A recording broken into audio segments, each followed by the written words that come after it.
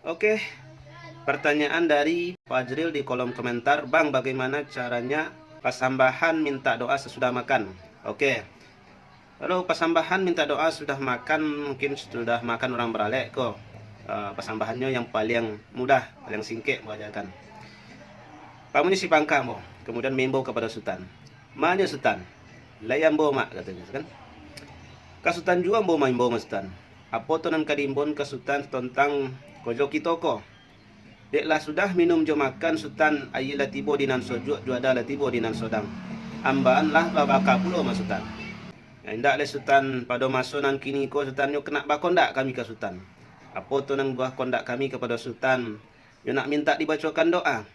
Tentunya doa yang dibacakan kepada ahli nan saisi rumah godang nan ko. Hidup dalam Islam mati dalam beriman jo dek. Kemudian tak kojon nan suhu tauntin nan toga.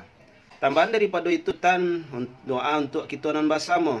Bakorong ba kampung banogoi, saciuk ba ayam sadoncing ba bosijo kita dek mas tan. Kaili songko dayong kamu dia sontak galah.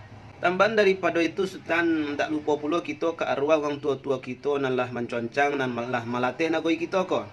Baik nan mati di kampung maupun mati di rantau, baik nan mati di darat maupun di laut, maupun nan tak tentu imboy mas. Kau lai kau batin ya sultan, yo ba sampai nuju je mau kosik kami dek sultan. Tak sampai mas sultan.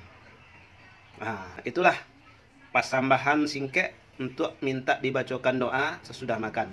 Oke, mantap. Assalamualaikum.